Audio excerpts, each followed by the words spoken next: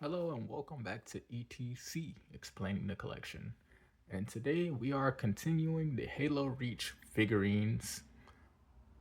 We're going to be finishing these off with the next two figures after this, which will be George and Six.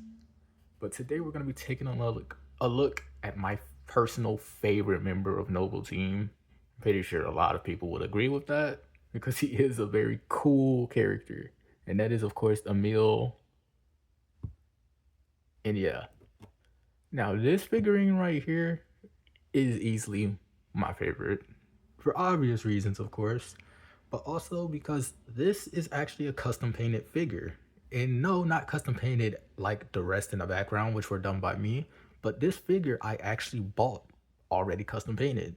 Because as I mentioned all the way back with my Carter video, a meal is very expensive getting like outside of retail. And so when I was looking for this figure, it was at the height of like people wanting it. And so, yeah, it was very difficult for me to get my hands on this guy. And so I just decided, look, if I'm going to have to spend a crazy amount of money on him, I might as well spend it on a version of him that looks worth the money. Like, I'm not going to spend like $70 on just the stock figure. Even if I did plan on repainting it, I feel like that would be a waste of money.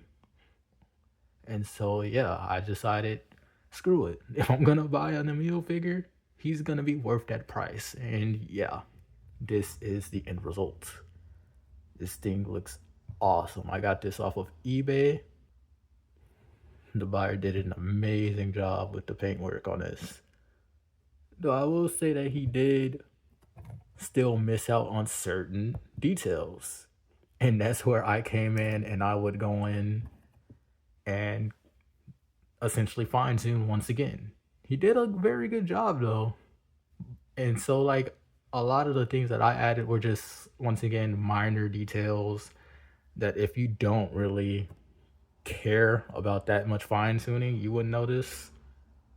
For example, once again, with all of them, the yellow on the boots, a lot of the little extra decals and whatnot you see along his armor were put on by me.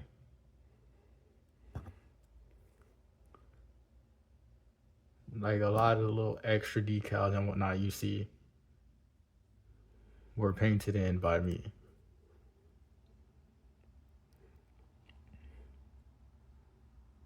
Yeah, compared to everybody else though, my touch ups once again were pretty, due to it being already a pre custom painted figure, weren't too much, honestly. Like, I didn't really do a lot in comparison outside of those minor paint updates. But dry brushing.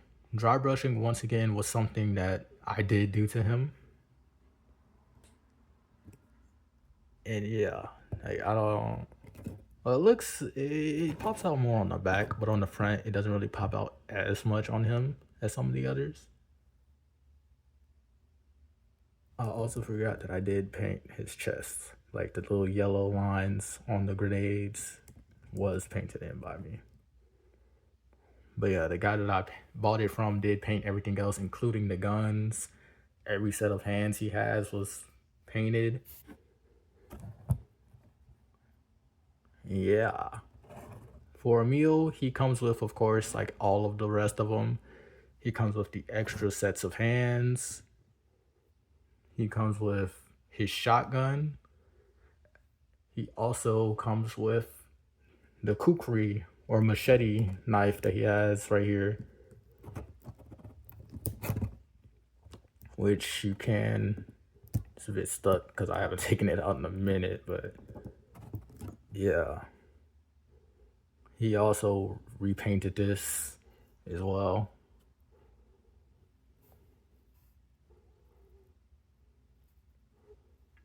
I don't know why it refuses. There it is. Yeah, looks sick. For leg articulation, I don't know if I've really shown the articulation for these figures, but they all pretty much have the same range, like leg wise, except for like I would say Cat and then maybe George. but the rest of them, all their leg articulation is the same. Like they can push their legs up that far. They can't really bring them back. Bending, they can go that far. And this will be the same for like all of them, like I said, except for like Cat and George. This is the same level of like articulation for all of them. They have like a little ankle swivel. They can go up that far, and then they can go back that far. And then they also have like a separate toe cut so that they can go that far up and then that far down, which is nice. And yeah, the arm articulation really depends on the figure. I feel like Emile has some of the most satisfying arm articulation, but all of the arm articulation for them is pretty solid. It just depends on like the shoulder pads, really. But torso wise, that also is dependent on the figure. Because as I mentioned, Emile's torso articulation isn't the best. Like Cat, I think Carter's and Six's is probably the best from this wave because the rest of them have, of course, armor pieces and they're just too thick essentially to really get the maximum out of that articulation. Now for the head, he does have some pretty good head range in terms of rotation, which is pretty good.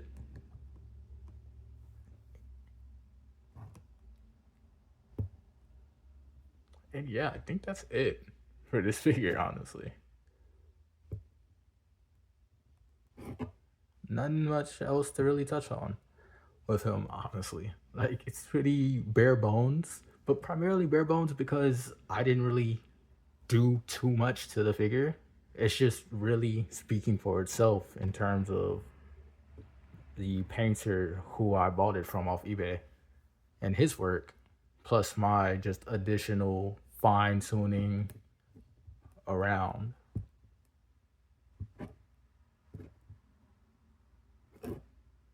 Great figure altogether though. Like even without the paint, I feel like this figure is probably the most sturdy of the group.